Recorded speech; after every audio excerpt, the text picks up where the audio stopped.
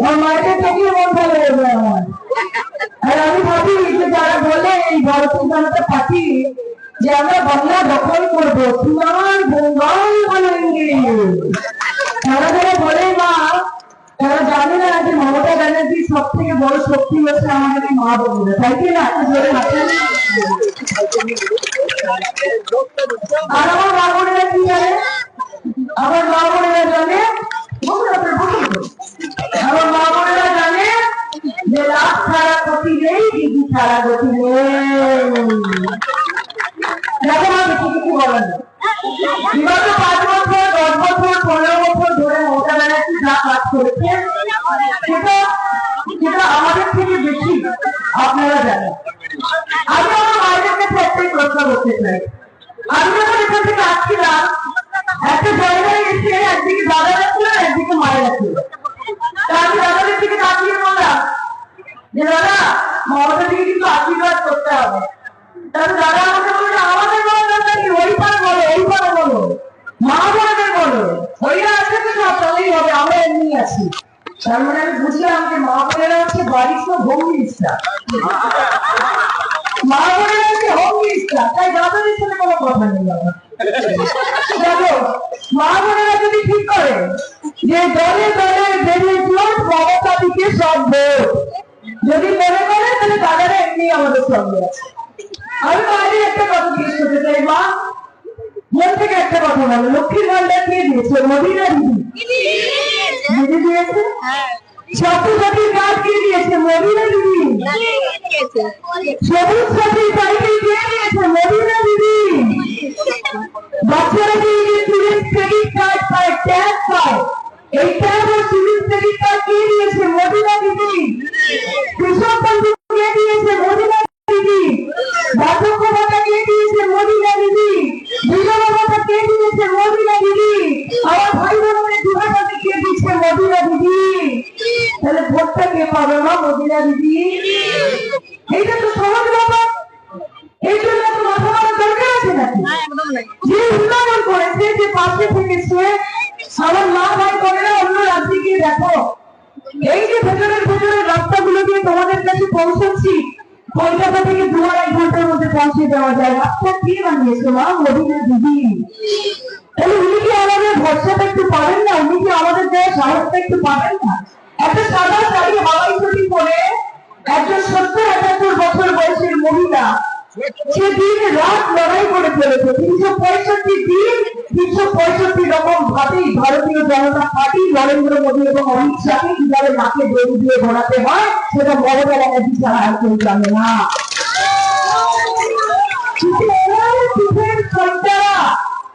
ওনার মনের জোর হচ্ছে আমরা, আমাদের জন্য লড়াই করছে। মা, আজকে এটাই আর হয়েছে, এটাইয়ের মধ্যে 93 লক্ষ মানুষের নাম বাদ গেছে, তার মধ্যে 63% হিন্দু।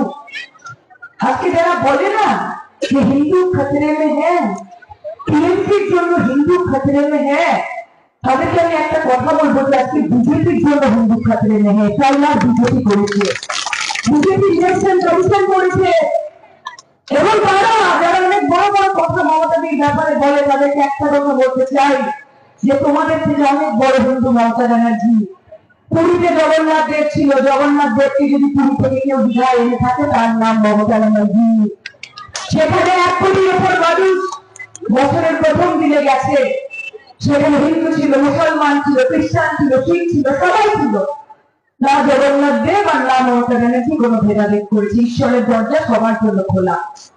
তোমাদের থেকে অনেক বড় হিন্দু মমতা ব্যানার্জি।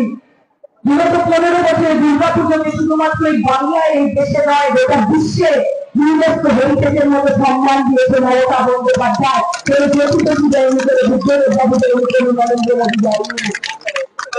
মমতা ব্যানার্জি তোমাদের থেকে অনেক বড় হিন্দু। নিজের বাড়িতে যেদিন কালী পুজো হয়, সকাল থেকে রাত অব্দি নির্জলা উপোস করে মায়ের জন্য ভোগ লাগে মমতা ব্যানার্জি, কোনো নরেন্দ্র মোদী রান্না করেন না।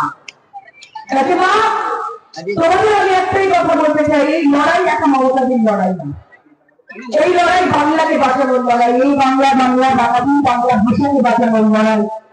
এবং মমতা ব্যানার্জি চতুর্থবারের মতো মুখ্যমন্ত্রী তো বাংলার হতেই হবে। তোমরা যদি চাও আগামী দিন মমতা ব্যানার্জি দেশের প্রধানমন্ত্রী হবে, এই বয়সে তোমরা বলে রাখছি না। দিদির জন্য দিদির জন্য আমরা এটুকু করবো। রাস্তা হবে, জল হবে, আলো হবে, সব হবে, ভাটার রাস্তার প্ল্যান হবে, কোন দিদি করবে না, মমতা ব্যানার্জি করবে। কোন মমতা ব্যানার্জি ছাড়া আমাদের আর কোনো নতুন নেই।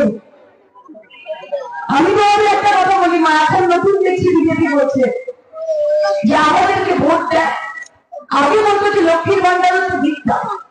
মমতা ব্যানার্জি নাকি মা বোনেদের, বাংলার মা বোনেদেরকে ভিক্ষা দিচ্ছেন, এখন নিজেরা বলে বলছে আমাদেরকে যদি সরকারে আনেন, আমাদের যদি ক্ষমতায় আনেন, তাহলে আমরা ৩,০০০ টাকা করে অন্নপূর্ণা ভান্ডার দিব।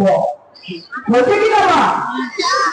বলবে যে আগে ১,৫০০ টাকা অ্যাডভান্স দাও, আগে ১,৫০০ টাকা অ্যাডভান্স দিয়ে দাও, কারণ তোমাদের কথার কোনো দাম নেই।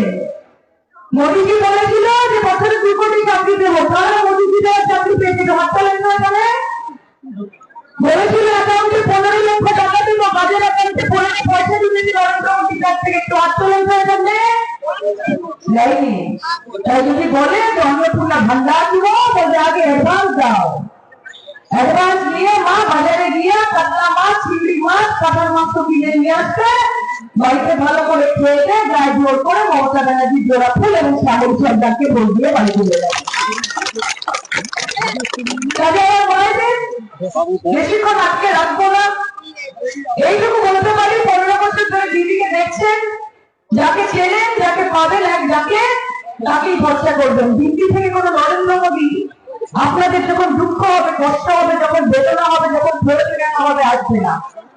যখন প্লাবন আসে, যখন আগুন লাগে, যখন বান আসে, যখন ঝড় আসে, তখন কোন বিজেপি কার্যকর্তা আপনাদের পাশে থাকে না। যদি কেউ থাকে তার নাম তৃণমূল কংগ্রেস।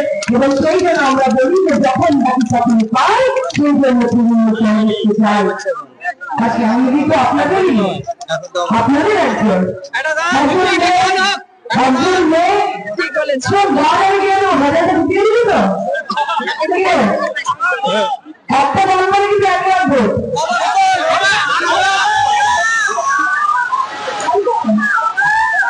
আমাদেরকে দিতে হবে কিন্তু আমাদের না, বাংলা আমার বাংলা হবে, এই মাটিতে খেলা হবে, ফুটবে, এই ভাটালে জোড়া ফুল ফুটবে, আমরাও গাইবো।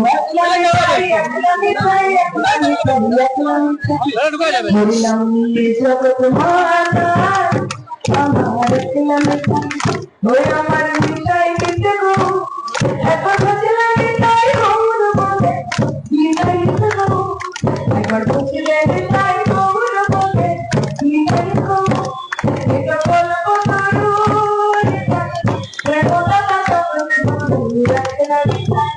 হরি নাম নিয়ে জগৎ মাতা আমার